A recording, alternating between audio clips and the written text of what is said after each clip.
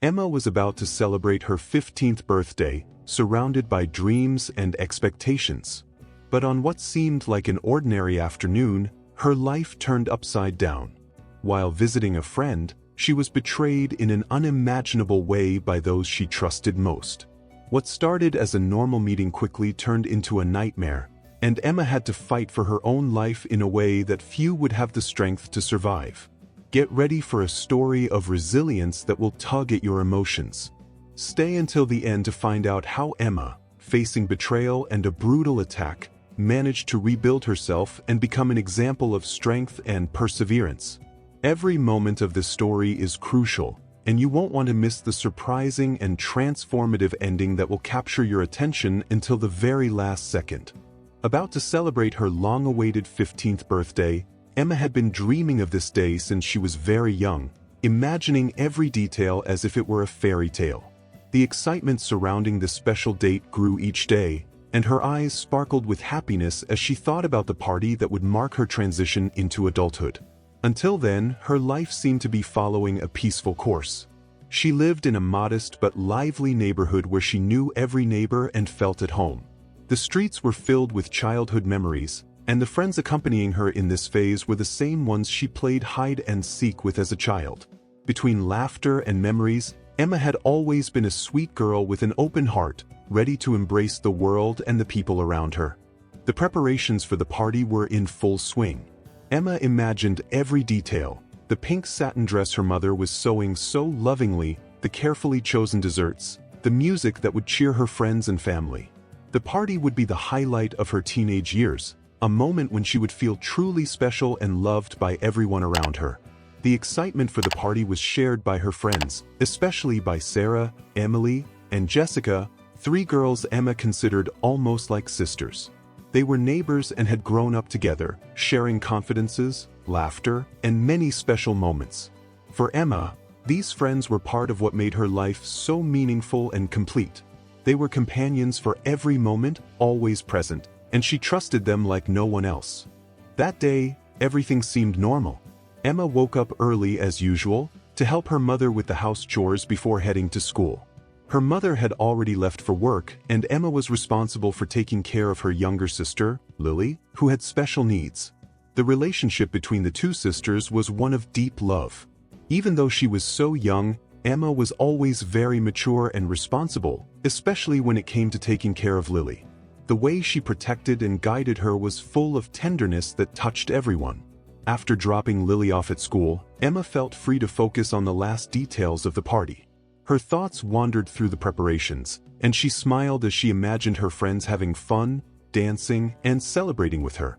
The sparkle in Emma's eyes reflected all the joy and hope she carried in her heart. She could hardly wait to see her dream debutante ball come true. Then she received a message from Sarah, inviting her to spend some time at her house that afternoon. Sarah suggested that the friends could discuss some more details of the party and maybe plan a special surprise. Emma, trusting and excited, accepted the invitation without a second thought. For her, that meeting was just another moment between friends, a chance to have fun and maybe plan one more detail for her long-awaited celebration. Upon arriving at Sarah's house, Emma was greeted with a smile. However, there was something different in the air. Something that Emma, with her pure and naive heart, could not immediately perceive. Sarah's smile seemed forced, and the atmosphere was filled with a subtle tension that Emma couldn't quite explain.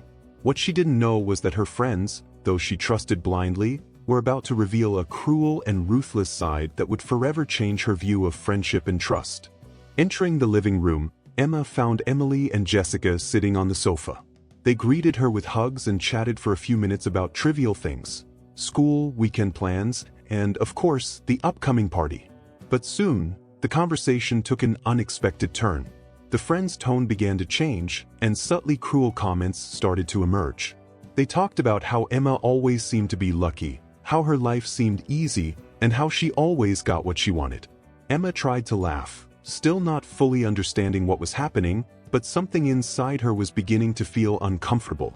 There was a tone of jealousy in the friend's words that she had never noticed before. The feeling that something was wrong began to grow, but it was too late. Suddenly, Sarah made the first move. The attack was so sudden and unexpected that Emma barely had time to process what was happening.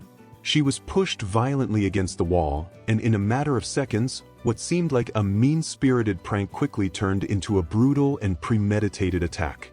The three friends, the ones Emma trusted with all her heart, began to beat her with force. The violence was so extreme that, in a few minutes, Emma was on the ground, bleeding and defenseless. The cruel words that came from the girls' mouths, the hatred in their eyes, everything shattered not only Emma's body but her soul. How could those she considered sisters do something so monstrous? They laughed as they hit Emma, as if it were some kind of perverse entertainment. The malicious comments echoed in her head. "You've always been the favorite, haven't you? You think you're better than us?" What had once seemed like friendship was now revealed as jealousy, resentment, and disdain.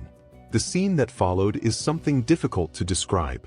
Emma was dragged into the backyard, where a grave had already been dug. The girls weren't joking. They had planned it, every detail, and they were determined to finish what they had started. With the little strength she had left, Emma tried to fight back, but she was too weak to resist. She was thrown into the grave and buried up to her neck.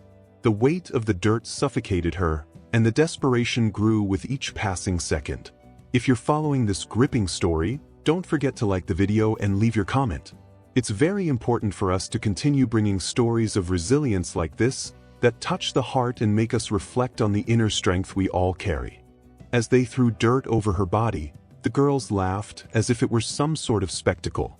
They shouted taunts, saying that Emma would finally know her place. With every shovelful of dirt that landed on her, she felt the growing oppression, the suffocating weight increasing, pressing down on her chest and making it harder to breathe. Sarah, the one leading the assault, looked at Emma with a triumphant expression, as if savoring every second of the suffering she was causing. "Who would have thought you'd end up like this?" she sneered, with a malicious smile, lifting the shovel one more time. Emily and Jessica took turns beside her, not hesitating for a second, as if what they were doing wasn't burying a person alive, but merely a cruel game among friends. The air around them seemed charged with a cold and sadistic cruelty. Emma tried to scream, but the sound that came out of her throat was weak, muffled by the dirt that already covered part of her face. The feeling of helplessness overwhelmed her. The despair was absolute, but more than the physical pain, it was the betrayal that tore at her soul.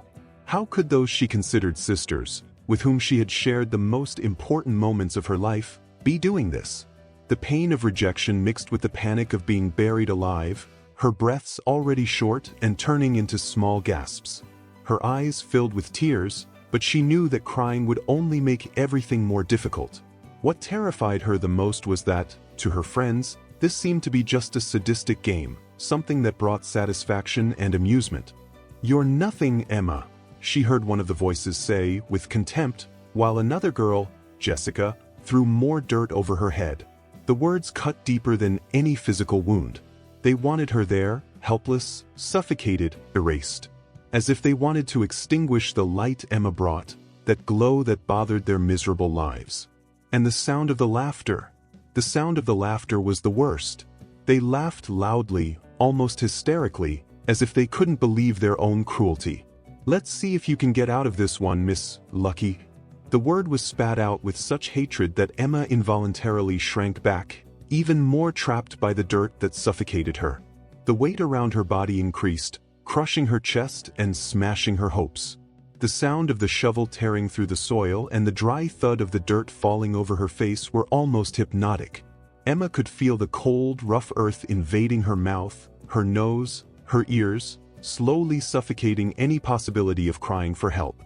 And even so, the girls kept going, as if it were just a matter of time before she completely gave up.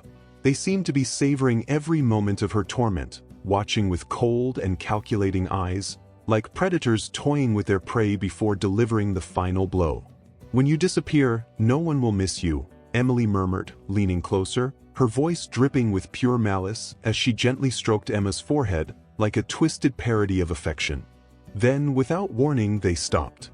As if they had decided that they had had enough fun. They stood side by side, staring at Emma, with only her head still visible. The silence that followed was even more terrifying than the laughter. For a moment, everything stopped. Emma felt the dirt pressing against every part of her body, her heart pounding uncontrollably, and she knew they were waiting to see what she would do. Sarah knelt beside the grave, bringing her face close to Emma's, so close that Emma could smell her perfume. "Goodbye, darling," she whispered with false sweetness, and with one last contemptuous gesture, she stuck a small flower into Emma's dirty hair, as if she were decorating a rag doll. Then, they stepped back, grabbing their backpacks and brushing the dirt off their clothes as if it were just another ordinary day. Sarah turned, observing the scene for a few more seconds before giving a light nod to her friends. "Leave her here. Let's see how long she lasts," she said casually, as if discussing how long it would take for a piece of meat to roast.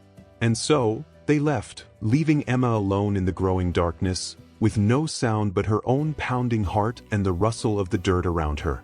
The loneliness hit her with full force. Time seemed to stretch as the cold earth seeped into every cell of her body. Emma felt life slowly slipping away. Each second turned into an eternity of pain and fear.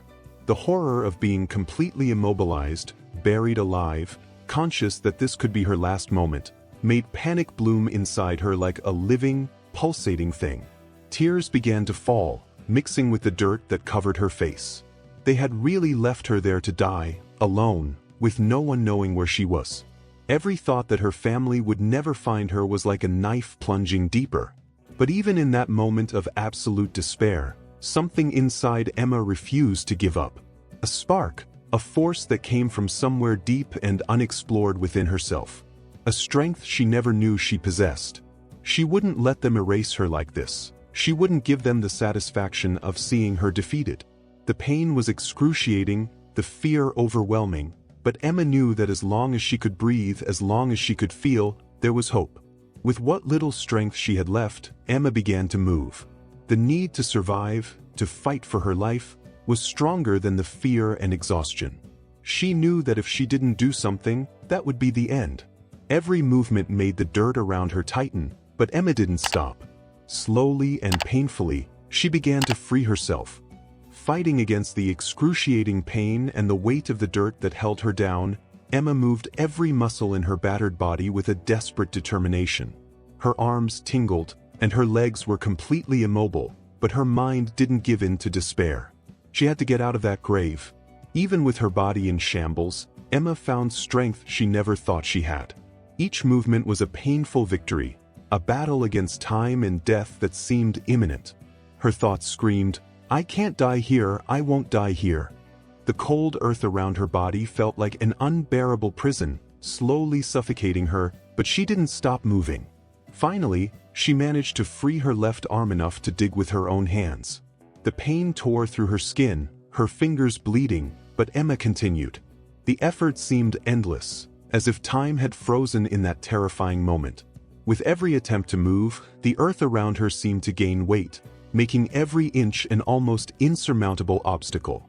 The muscles in her arms and legs burned, the pain sharp and intense, as if blades were slicing her flesh with every tiny effort to escape.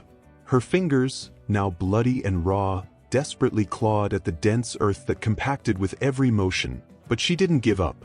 The air around her was thick, laden with a metallic, earthy smell that invaded her nostrils, mixed with the bitter taste of blood in her mouth. Emma forced her arms upward, pushing with the little strength she still had, feeling each grain of dirt pressing against her chest, crushing her ribs, making it harder to breathe. Her head throbbed, and the desperation crawled like a poison, threatening to take control. The need for air was unbearable. Every short, painful breath seemed both a victory and a defeat at the same time. The terror of being buried alive gave her a strength that came from a primal place, an instinct to survive that overcame even the excruciating fatigue. Her thoughts echoed with only one word: continue. The weight of the earth above her was like an unyielding enemy, pushing her down, trying to sink her even deeper. Her arms trembled with each attempt to pull her body out, but Emma didn't stop. Her broken nails tore at her skin, the searing pain coursing through her nerves like fire, but she ignored everything, focusing only on digging inch by inch. Every move removed small portions of dirt, allowing her body to slowly break free. It seemed impossible, like climbing a mountain with the weight of the entire world on her shoulders, But with each small advance, she gained a bit more hope. Emma's mind teetered between physical pain and a state of trance.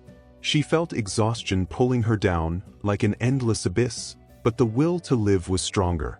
Her shoulders finally began to loosen from the deadly grip of the earth. Emma felt a glimmer of hope pierce through the fear that had taken over her heart.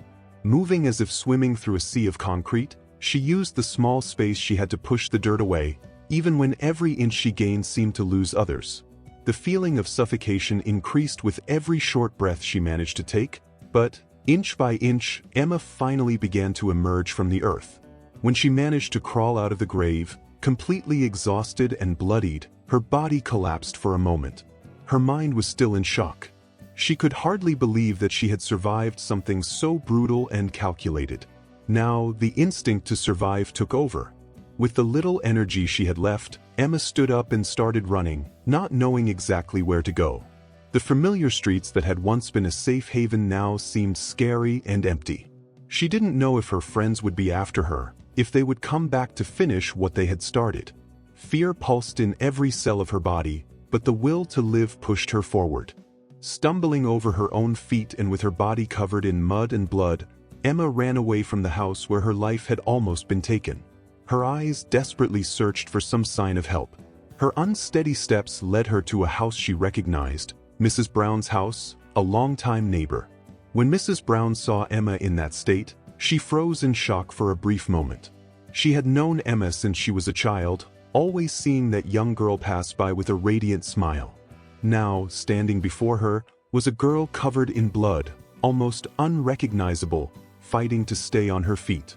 With tears in her eyes, Mrs. Brown quickly opened the door, pulling Emma inside and shutting the door behind her with a bang. The look of horror on Mrs. Brown's face revealed how shocked she was by the gravity of the situation.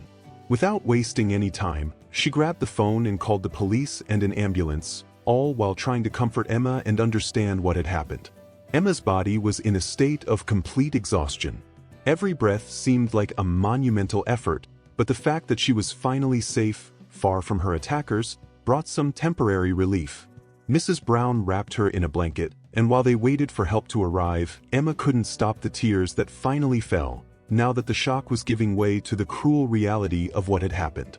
When the ambulance arrived, the paramedics were equally shocked by Emma's condition.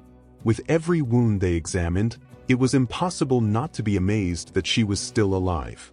Emma was immediately taken to the hospital, where she underwent a series of tests and emergency procedures. The doctors counted 32 wounds on her body, along with deep bruises and cuts that covered her skin like a map of the violence she had endured. Her physical condition was extremely delicate, but the fact that she had survived such a brutal attack was a true miracle. While the doctors fought to stabilize her injured body, the police were called to investigate the case. The neighborhood, which had once seemed peaceful and welcoming, was now in an uproar of shock and outrage. The news of the attack on Emma spread quickly, leaving the neighbors in disbelief. Who could have imagined that those girls, with such familiar faces, would be capable of such cruelty? Now that Emma was receiving care, her family, who had been called to the hospital, was devastated. Her mother couldn't believe what had happened to her daughter. The image of Emma, fragile and helpless in the hospital bed, covered in bandages and connected to machines, was something her mother would never forget. Silent tears streamed down her mother's face as she held Emma's hand, trying somehow to convey strength. The following days were crucial for Emma's recovery. Physically, the doctors did everything they could to treat her injuries, taking care of the fractures and deep cuts that covered her body. She underwent several surgeries to repair the most severe damage, and each day was a battle between life and death. However, they knew that the emotional trauma would be much harder to heal. Emma would wake up in the middle of the night, sweating, screaming, and reliving the moment she was buried alive.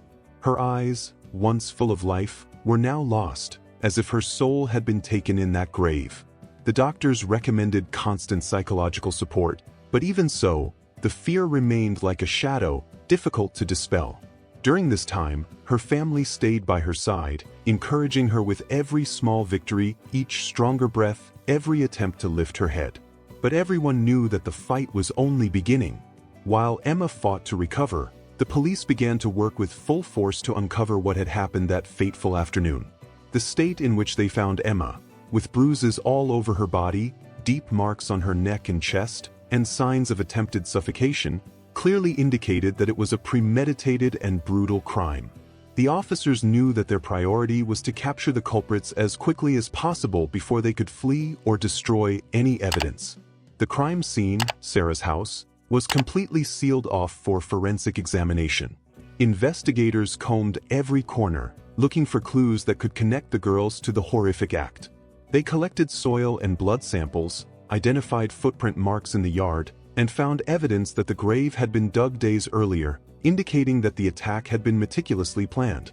The shovel used to throw the dirt over Emma was still there, with clear fingerprints, which already began to paint a clear picture of who was involved. Additionally, a security camera installed by a neighbor captured the girls going in and out of Sarah's house on the day of the attack. In the footage, it was possible to see the three friends carrying bags and tools, laughing and joking, as if it were just a regular day. This footage was a crucial point in confirming the suspects' identities, but there was still one essential piece missing: Emma's testimony. However, she was still in too fragile a condition to speak. The police respected her state and decided to wait until she had the strength to recount what had happened. While they waited, the investigators began interviewing the neighborhood residents and tracking the communication between the suspects. That's when they found something that completely changed the course of the investigation: a series of text messages exchanged between Sarah, Emily, and Jessica, detailing the plan meticulously. The messages were cold, without any trace of hesitation, discussing the best way to lure Emma to the house, dig the grave without raising suspicion, and even what excuse to give their parents if they were caught. The conversations were disturbing, showing a level of malice and premeditation that shocked even the most experienced investigators. With this evidence in hand, the police felt they had a solid foundation to arrest the girls, but they still needed Emma's testimony to solidify the case. When she finally began to regain consciousness and speak, the investigators approached her cautiously. Every word she spoke seemed to drain her, but Emma, still weak and emotionally shattered, managed to recount the terror she had experienced with chilling clarity. She described how she was lured to the house, how her friends acted coldly before starting the assault, and most importantly, how she felt the betrayal of each one of them as she was buried alive.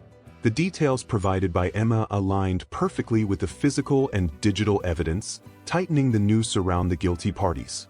With Emma's testimony, the police were able to issue arrest warrants and detain the girls. The capture was swift, but not without resistance. When the authorities arrived at Sarah's house, she tried to deny everything, claiming she knew nothing and that Emma must be making it up. Emily and Jessica followed the same line, but the evidence was overwhelming. Their expressions of shock and panic when confronted with the messages exchanged between them showed that they knew there was no way out. They were taken into custody, and the case passed to the prosecutor, who quickly formalized the charges of attempted aggravated murder. For the neighborhood where everything happened, the news was an absolute shock. The familiar faces of the girls, who were once seen as ordinary teenagers, were now plastered across headlines as calculating criminals. The neighbors, who always believed they knew those girls, could hardly believe they were capable of something so monstrous. The arrest of the attackers brought a mix of relief and horror, as people wondered how they had spent so much time alongside young women capable of such cruelty. The legal process that followed would be long, complex, and full of twists, bringing to light the darkest side of society and exposing the prejudice that permeated Emma's life, even among those she believed were her friends. But Emma finally had a chance for justice. If you've come this far, we appreciate you following along with this powerful story. Don't forget to subscribe to the channel so we can continue bringing more stories like this one that make us reflect on inner strength and human resilience. Now that her health was stabilized, Emma knew that the battle was far from over. She would still have to face the legal process, where her former friends would try to avoid responsibility for what they had done. For Emma, this meant revisiting the trauma repeatedly as she fought to ensure that justice was served. The trial was a true test of emotional strength for Emma and her family. From the very first days, it became clear that the attackers, now seen as villains, would try everything to minimize what they had done.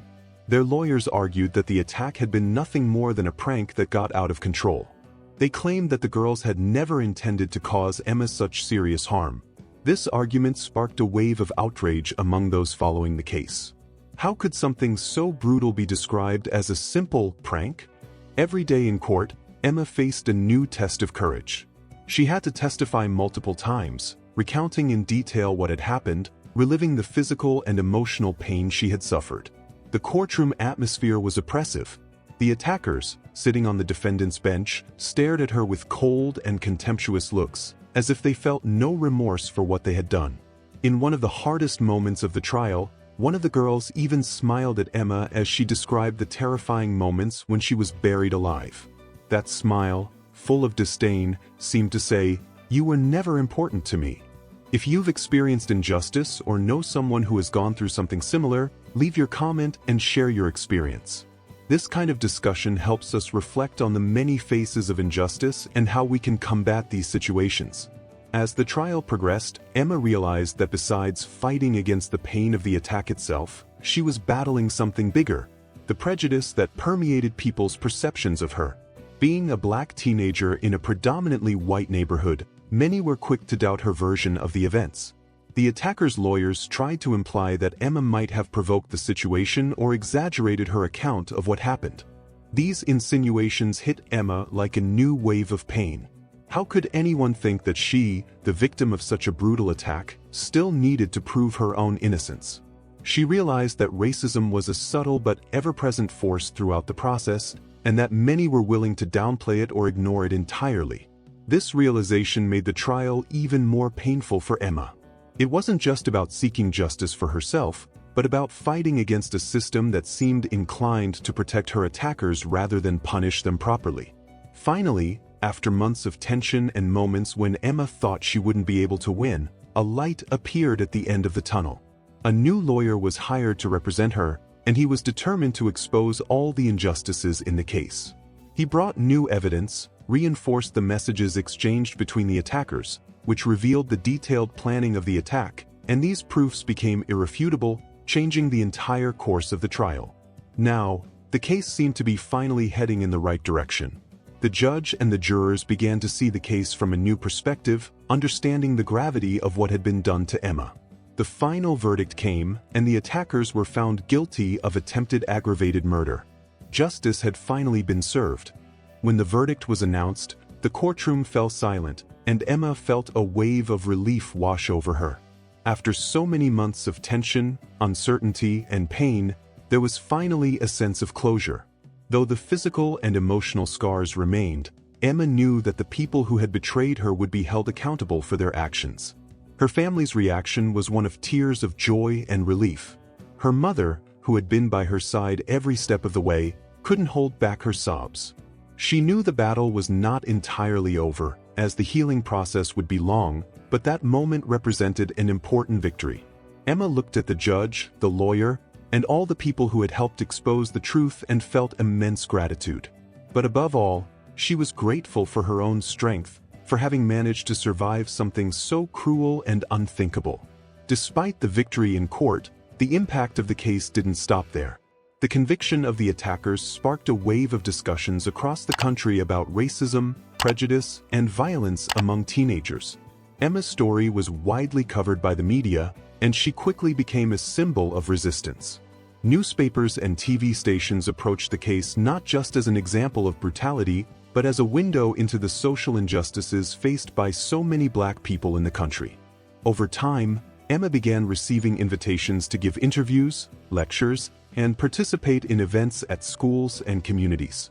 She, who had once been a shy and reserved teenager, began discovering a new voice.